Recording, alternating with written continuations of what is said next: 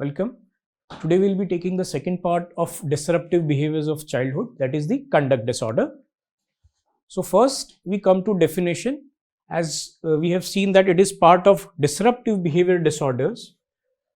So in this, the individual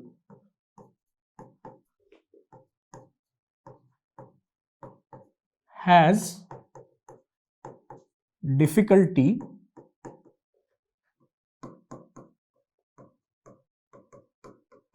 in either emotional regulation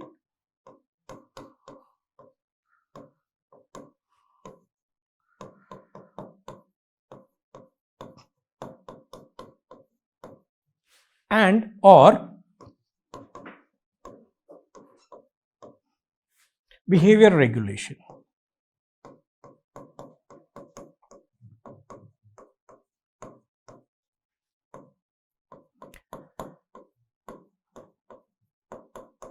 So this is the underlying dysregulation part in this disorder, and the consequence of which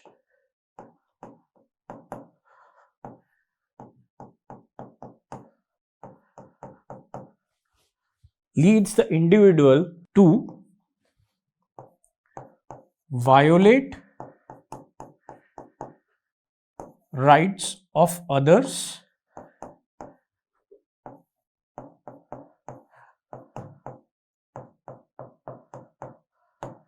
and violation of rules.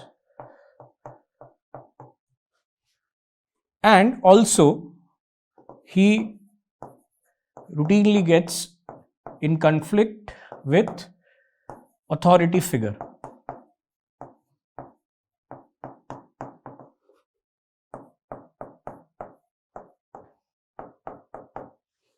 So these two are important to be called as conduct disorder.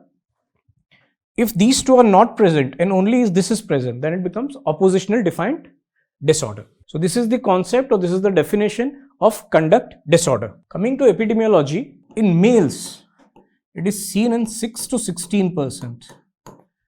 In females it's 2 to 9%. And when it comes to male to female ratio, the studies show significant variation, right from 4:1 to 12:1.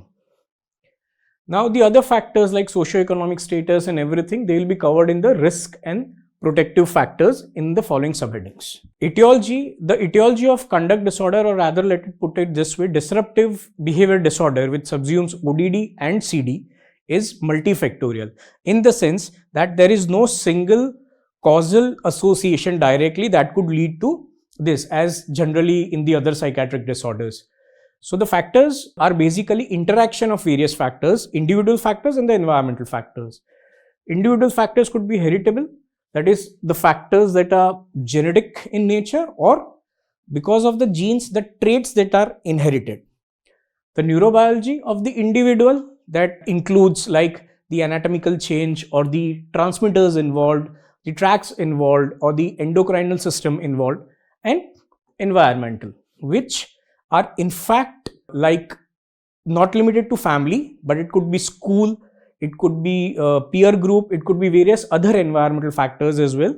The whole element about the multifactorial is, if we consider this as a single factor related to genes, the changes, and this as E,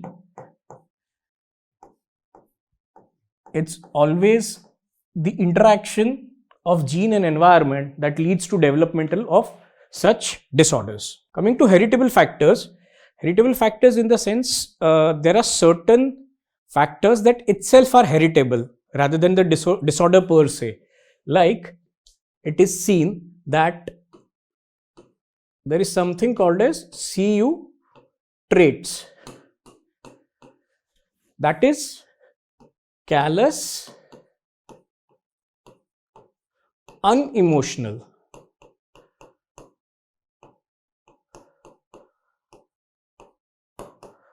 traits.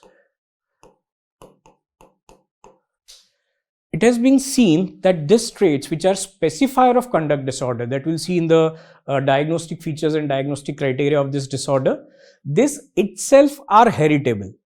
When the studies have been done, it has been seen that removing the family environmental factors, the traits have been found to be heritable from one generation to another.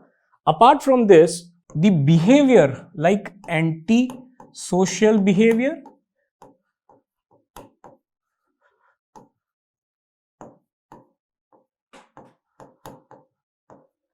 and aggressive behavior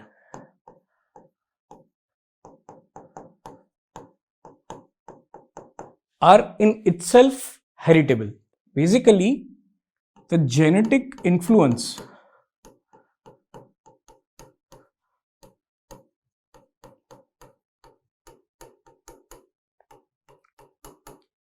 in variation of antisocial behaviors and conduct disorder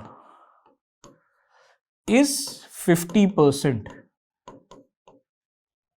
which means it has a significant impact when it comes to the cause, that genes are responsible for variation in conduct disorder as per the generations. The other elements are environment related. So coming to gene and environment, if we see the interaction between these two, let us take an example that has been seen. There is a gene which codes for MAOA activity, that is monoamine oxidase A activity. So when there is variance in this gene, it could either lead to low activity of MAOA or it could lead to high activity of MAOA.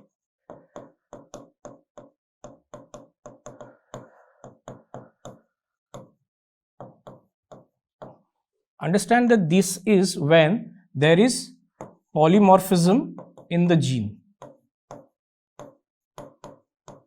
in this gene.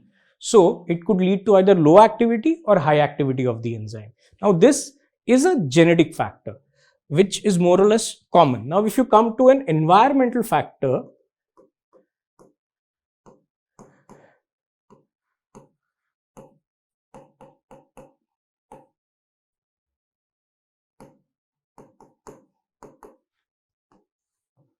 then the studies say that the boys who underwent or who faced abuse, maybe physical or sexual, they, among these two groups, the ones that faced abuse and were having low activity of MAOA activation had twice the chances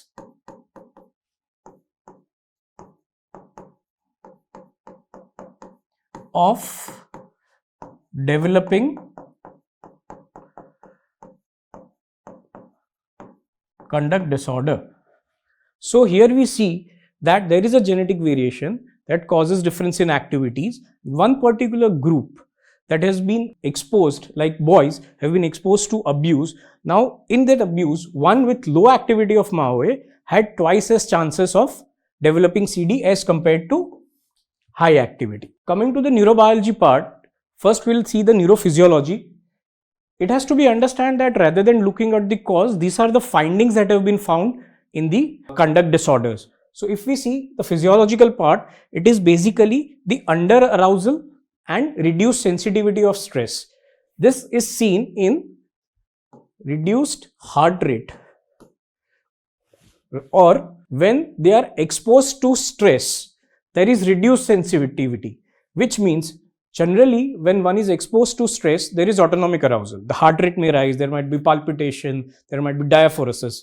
But in children or in individuals with conduct disorder, it has been seen that when they are exposed to stress, this arousal mechanism is either inactive or rather very less active.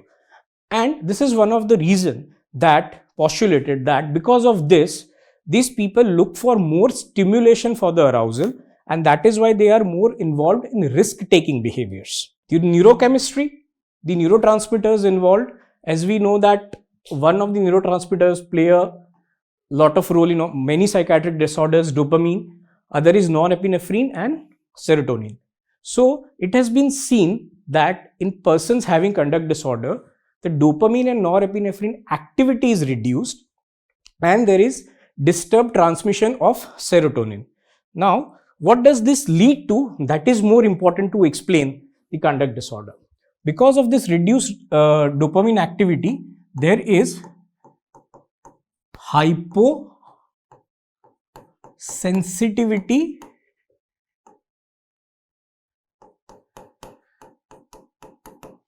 to reward. As we all know the role of dopamine in reward pathway, if we consider the addiction part. So because of this, there is hyposensitivity to reward. The second element, because of all these factors, is that the persons of having conduct disorder, the individuals, they have reduced sensitivity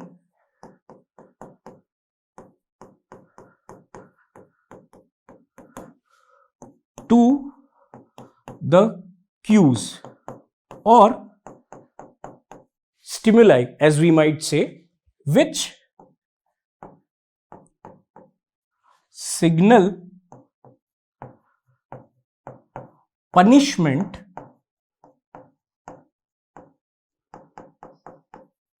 which might be secondary to certain behaviors. Now, what does this mean? Is that as a normal person, one who is not suffering from this disorders, disruptive behavioral disorders, because of this normal mechanism of this enzymes, there is normal sensitivity to the cues. For example, if I'm doing something that is harmful, that is risky, that might harm me either physically or legally, considering the consequences, so I'll take a safe step. I'll understand, my body and my mind will be sensitive that okay, the punishment is there, the possible harmful consequence is there. So this stimuli or this cue, sort of jumping or harming someone else, is giving me this signal that okay, I have to be safe, otherwise there will be harmful consequences. So because of that sensitivity, I'll step back. But in persons having these issues, because conduct disorder issues, because of this neurotransmitter dysregulation, the sensitivity will be reduced. So they will not understand that okay, this might be harmful.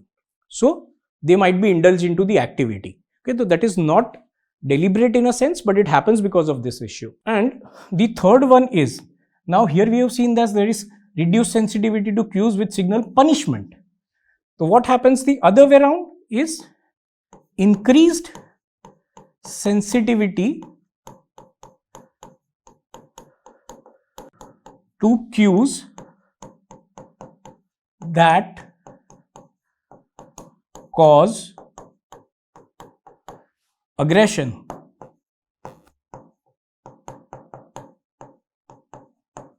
Or irritability. So any cues or any situation that might irritate many people, but normal people have normal sensitivity, so they won't get provoked so easily. But here, because there is increased sensitivity to these cues, even a minor thing might lead them to having an aggressive or an irritable behavior. This is the role of neurochemistry, that is the neurotransmitters. When it comes to neuroendocrine, we have to see the HPA axis, because ultimately it is the stress related axis, in which basically we see that when there is stress, because of the axis there is raise in serum cortisol. However, in individuals having conduct disorders, it has been seen that the baseline levels of cortisol are itself low,